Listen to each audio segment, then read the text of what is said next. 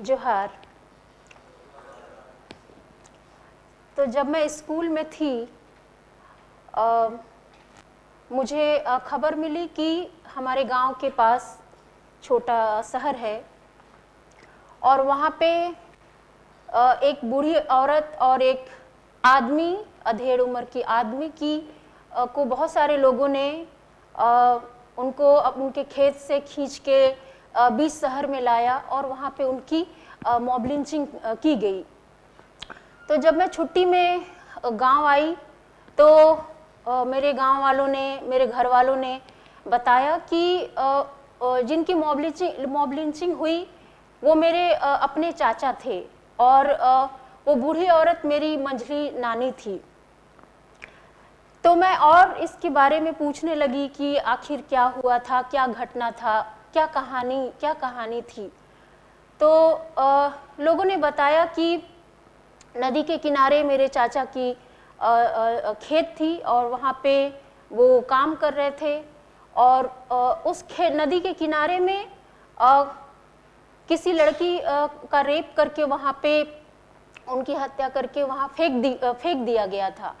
और दूसरे दिन बहुत सारे लोग हथियार लेके आए और उन्होंने ये कहानी कही कि जो आदिवासी हैं वो अच्छी फसल के लिए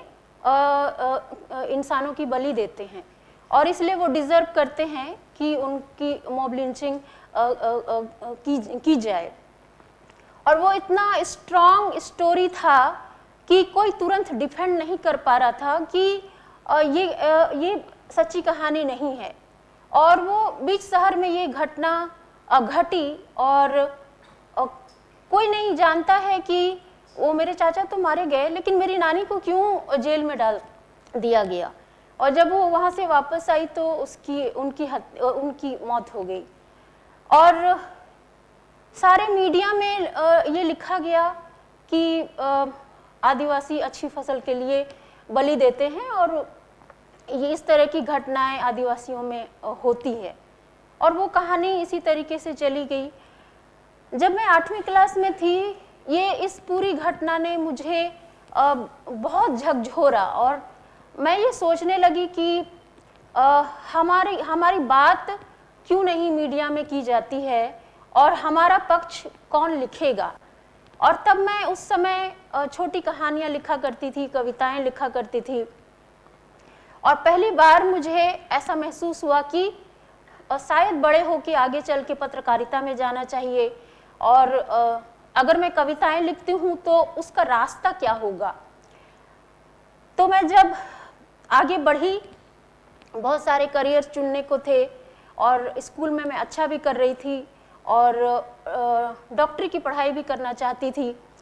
लेकिन बाद में ये इसी एक कहानी इतना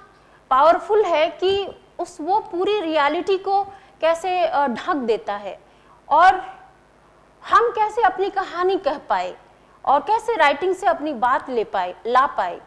मुझे लगा कि कलम को हथियार बना के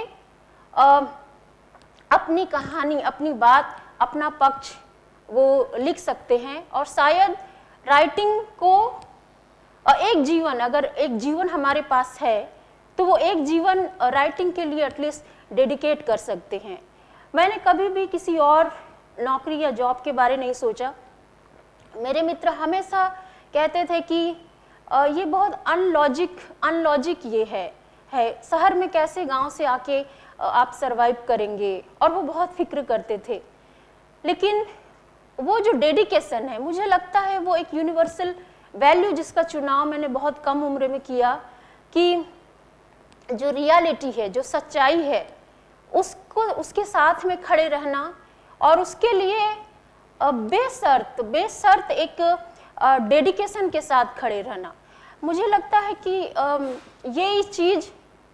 मुझको आगे लेके गई और जहाँ भी मैं आज राइटिंग से अपनी बात कह पा रही हूँ तो मुझे लगता है लोग सारे तर्कों को साइड में रख के ये महसूस कर पाते हैं कि कुछ तो उसमें सच्चाई है और वो सच्चाई शायद लोगों को छूती है। और मैं आज देखती हूँ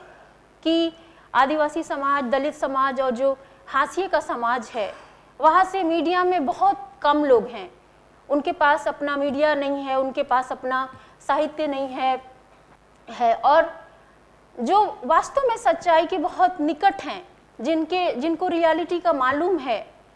जो बड़े मीडिया हाउस हैं, उनको या तो समाज सूत्र या तो गुप्त सूत्र बना के रखते हैं। वो आगे आकर अपनी कहानी, अपनी बात, अपना पक्ष वो नहीं कह पाते हैं। इसीलिए मैं देखती हूँ कि समाज में भी और देश में भी, दुनिया में भी एक स्टोरी, एक कहानी वो पीढ़ी दर पीढ़ी घूमती है और दूसरे जो पर्सपेक्टिव है, कई मैं अपने दोस्तों को, नए युवा पीढ़ियों को सुनती हूँ कि हम पीढ़ी दर पीढ़ी, हमारे माता पिता एक ही कहानी हमको बताते रहते हैं और दूसरा पक्ष है, चाहे वो आदिवासियों का है, दलितों का है, हम तो कल्पना भी नहीं कर सकते हैं, हमने वो कभी भी नहीं सुना। और जब आज के समय में देश दुनिया में हम जा रहे हैं, लोग अपनी बातें रख पा रहे हैं, तो वो बहुत आश्चर्य करते हैं कि इतनी उम्र हमारी हो गई बट हम एक ही कहानी का जो दूसरा एंगल है, दूसरा पर्सपेक्टिव है, पूरे जीवन में हमने नहीं सुना। और आज के समय में ये हो रहा है, कई लोग मीडिया से इंडिपेंडेंट जर्नलिस्ट बन रहे हैं, स्वतंत्र रूप से राइटिंग में जा रहे हैं, जो चित्रकार हैं, पेंटिंग हैं, जो जर्नलिस्ट हैं, वो कई तरीके से, कई क्रिएटिव माध्यम से जो रियलिटी है उसके दूसरे पहलुओं को सामने लाने का काम कर रहे हैं। और मैं ये देख पाती हूँ कि हर समुदाय, अलग अलग समुदाय के भी जो युवा हैं, लोग हैं, वो कहते हैं कि ये दूसरे पर्सपेक्टिव, दूसरे जो पहलू हैं और दूसरी जो कहानी है वो हमको एज एक अच्छा इंसान होने में, यूनिवर्सल वैल्यू को और समझने में कितना हमको मदद कर रहा है। और मैं हमेशा बहुत इंस्पायर होती हूँ जब मैंने नाइजीरियन लेखिका चिमामंदा का टॉक सुना। उस समय मैं जर्मनी में थी और वहाँ मेरे मित्र ने कहा कि ये टॉक सुनना चाहिए और मैं उससे इतना कनेक्ट हो पा रही थी कि सिंगल स्टोरी के कितने कैसे खतरे हैं और किस तरीके से वो बताती है कि अगर कहानी को वहाँ से शुरू किया जाए जहाँ से किसी ने कभी आपको वो बताया नहीं, जिस पक्ष का वो जिक्र नहीं किया जाता है, कहानी को अगर वहाँ से शुरू करते हैं, वहाँ से अपनी बात रखते हैं, तो पूरा के पूरा रियलिटी को देखने का एक नज़रिया, एक पर्सपेक्टिव, पूरा सिनारियो चेंज हो जाता है। और तब हम जो एक कहानी के साथ बड़े होते हैं, हम इस जीवन में एटलीस्ट इतना ग्रो करते हैं कि हम अपने समाज को, देश को, जिस भी इलाके में हैं या दुनिया को एक नए नज़रिए से और नया पर्सपेक्टिव से समझ पाते हैं। मैं एज ए बतौर राइटर, बतौर जर्नलिस्ट, मैं पहले मीडिया हाउस में काम करती थी, लेकिन मुझे लगता था कि मैंने ये अपने जीवन में सीखा कि हम कहाँ खड़े हैं। वहाँ से हम जिस तरीके से चीज़ों को देखते हैं, वो नज़रिया इस बात पे भी निर्भर करता है कि हम कहाँ खड़े हैं। तो जब मैं शहर में रह के चीज़ों को देखती थी, वो बहुत अलग पर्सपेक्टिव दिखता था। लेकिन एक बार जब मैं उड़ीसा में, हम लोग एक युवा साथी के साथ, गोंड आदिवासी पोएट के साथ में हमने मोटरसाइकिल यात्रा किया और वो मुझे लैटिन अमेरिका की कहानी सुना रहा है और वो मुझे वो मोटरसाइकिल डायरी के बारे बता रहा है और उसने जितनी दुनिया भर में पढ़ी है और वो एकदम एक गांव में वो रहता है। मैं इतना चकित हुई और वो हर दिन पूरा दिन हम मोटरसाइकिल यात्रा करते थे और रात को हम किसी गांव में हम सो जाते थे और वो गांव में जैसे भी लोग सोते हैं उन्हीं के जैसा हम सो जाते थे। फिर मैं छत्तीसगढ़ गई, वहाँ पे आधी रात को पहाड़ पे चढ़ के लोगों ने फ़ोन किया कि हमें मालूम चला है कि आप यहाँ हैं और हम शाम को हम जमा होना चाहते। मुझे लगता है कि ये झारखंड, उड़ीसा, छत्तीसगढ़ की ये जो पूरी यात्रा है और ये पूरा जो मोटरसाइकिल यात्रा है और ये गाँव में रात वो जैसा रहते हैं, उनके जैसा रहने का जो अनुभव है, वो मेरे जर्नलिस्टिक पर्सपेक्टिव को भी और इवन पोइट्री को भी, इवन जो मैं स्टोरीज लिख रही हूँ, वो सब पूरे राइटिंग को उसने उस यात्रा ने और वो जो रियलिटी है ज़मीन की, उसने बहुत चेंज किया। और मैं यही फ़र्क देखती हूँ कि बतौर राइटर, बतौर जर्नलिस्ट, अगर हम अपनी जगह चेंज नहीं करते हैं और नए पर्सपेक्टिव के लोगों से अगर नहीं मिलते हैं, तो हम एक ही जगह पर एक ही पर्सपेक्टिव के साथ एक पूरा उम्र गुजार देते हैं और हमें पता नहीं चलता है कि एक ही कहानी का एक ही रियलिटी के कितने पर्सपेक्टिव हो सकते हैं। मैं ये भी देखती हूँ कि आज रियलिटी को आप कितने क्रिएटिव तरीके से आप उस पर बात कर सकते हैं, और खासकर एज ए जर्नलिज्म को देखती हूँ कि जर्नलिस्ट सिर्फ जर्नलिस्ट नहीं होता है, या वो सिर्फ भाषण दे रहा है या दिन भर बोल रहा है। जर्नलिज्म का अजब तरीके से वो सिनारियो हम देख पाते हैं, लेकिन मैं जर्नलिस्ट को इस तरीके से भी देखती हूँ कि वो एज ए ह्यूमन बीइंग किस तरीके से अपनी भूमिका निभाता है। और मैं जो राइटर्स को मैंने पढ़ा है तो मैं देखती हूँ कि महाश्वेता देवी वो पहले प्रोफेसर थी, लेकिन वो छोड़ के झारखंड के कई गांवों में घूमने लगी। और मैं जिस इलाके में अभी झारखंड का छत्तीसगढ़ झारखंड बॉर्डर में रहती हूँ, मैंने किताब पढ़ा, वो उन इलाकों का, उन गाँव का उसमें कहानी है और उसमें इतनी सच्चाई है। अगर हम वो नहीं पढ़े होते तो मैं कभी नहीं जान पाती कि जिन इलाकों में मैं रहती हूँ वहाँ पे उनकी और क्या क्या पर्सपेक्टिव थे, क्या क्या रियलिटीज़ थे, जिसको आज अगर बोलते हैं तो लोग बोलते हैं कि ऐसा आजकल होता नहीं है, बट ये सारी चीज़ें हैं। तो मैं देखती हूँ कैसे उन्होंने चुनाव किया कि एक जर्नलिस्ट, एक प्रोफेसर, वो जर्नलिस्ट बन गया, जर्नलिस्ट राइटर में तब्दील हो गया, और राइटर समाज सेवा का भी काम करने लगा, और वो कैसे गाँव में लोगों के सहयोग से लोगों के लिए काम कर रही थी। और जब मैं उनको याद करती हूँ तो मैं ये कहानी भी, ये घटना भी मुझे याद आता है कि सूडान में 1993 में जब अकाल पड़ा था और महामारी हुई थी, तो एक तस्वीर बहुत पॉपुलर हुई थी जिसमें एक बच्चा जो भूख से पूरा कंकाल वो बैठा हुआ है सर झुका के, और एक गिद्ध उसके सामने उसको खाने के लिए उसके पास बैठा हुआ है। और जिस व्यक्ति ने, फोटो जर्नलिस्ट ने वो तस्वीर खींची, केविन कार्टर, तो वो तस्वीर पूरी दुनिया में इतना बहुत चर्चित हुई, और 1994 का इस तस्वीर को पुलित्जर पुरस्कार की भी घोषणा हुई, उनको मिला। लेकिन पूरी दुनिया में ये चर्चा होने लगी कि as a photo journalist, as a journalist, आप वो तस्वीर लेने के बाद आपने एज ए ह्यूमन बीइंग आपने कौन सी भूमिका निभाई। और उनके पास जवाब नहीं था। वो बोले कि मेरी तो 2 घंटे में फ्लाइट थी, वो छूटने वाली थी, और महामारी की वजह से हमें किसी को छूना मना था, तो मैं निकल गया। और कई लोगों ने ये आलोचना किया कि उस दिन वहाँ पे एक गिद्ध नहीं था, 2 गिद्ध था। और वो बाद में इतना, उन आलोचनाओं ने, उन्हें 1994 में पुलित्जर पुरस्कार मिला। इसके बावजूद उस आलोचना और वो पूरा दृश्य और वो खुद के प्रति, अपनी जिम्मेदारी के प्रति वो इतना ज़्यादा गिल्ट महसूस कर रहे थे कि उसके बाद उन्होंने आत्महत्या कर ली, और वो महज 33 साल के थे। मैं ये बार बार इन सारी घटनाओं को इसलिए याद करती हूँ कि एज ए जर्नलिस्ट अपने आप को याद दिलाने के लिए कि लिखना और लिख करके दुनिया भर में जाना, अपनी बात कहना या कोई अवार्ड लेना, वही मेरी जिम्मेदारी नहीं है। एज ए ह्यूमन बीइंग, इस देश का एज ए नागरिक के रूप में मैं, और जिस जीवन मूल्य को हम फॉलो करते हैं,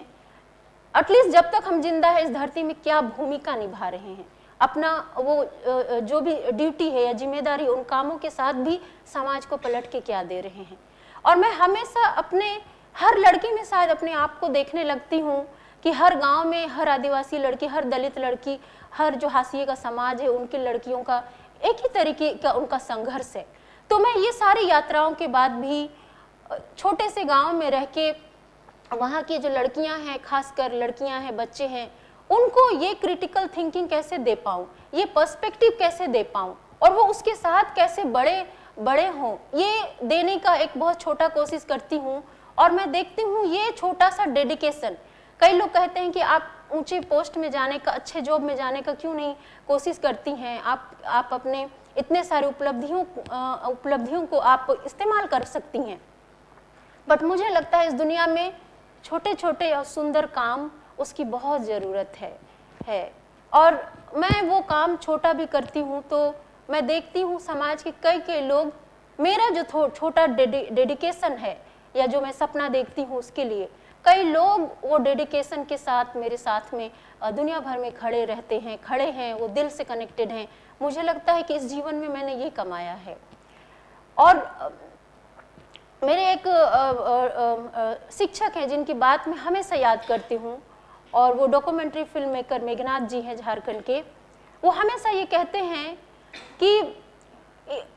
किसी भी देश में या राज्य में या समाज में अगर हर आदमी थोड़ा छोटी छोटी भी बेईमानी करता है, छोटा छोटा भी गैर जिम्मेदार होता है अपने काम को लेके, तो वो हर कोई किसी समाज को, किसी राज्य को, किसी देश को नीचे ले जाने में अपनी भूमिका निभाते हैं। और वो इतना ही कहते हैं, लेकिन मैं जो भी छोटा काम कर रही हूँ मैं हमेशा यही चीज़ याद करती हूँ कि होलिस्टिक में मैं वो कंट्रीब्यूट ना करूँ कि चीज़ों को परिस्थितियों को और नीचे ले जाने में। और अंत में मैं ये भी छोटी कहानी शेयर करके अपनी बात ख़त्म करूँगी कि जब पिछले साल मैं वेल्स में थी और वहाँ के छोटे से गांव में कविता पाठ का कार्यक्रम था, और जब मैं वहाँ से विदा हो रही थी तो रात में वहाँ पे लोगों ने मुझे एक छोटी कहानी सुना कि मुझे विदा किया कि जब एक जंगल में आग लगी थी और सारे जानवर भाग रहे थे, तब एक छोटी सी चिड़िया थी जो अपनी चोंच में वो पानी लाके जंगल में छींट रही थी। तो सारे जानवरों ने कहा ये तो मूर्खता है, इससे तो कुछ होगा नहीं। पर उस चिड़िया ने कहा कि जब भी इस जंगल की कहानी कही जाएगी या इस जंगल का इतिहास लिखा जाएगा, तो यह लिखा जाएगा कि मैं जंगल में आग लगाने वालों की तरफ नहीं थी, लेकिन आग को बुझाने वालों की तरफ थी। इतना ही कह के धन्यवाद। जोहार।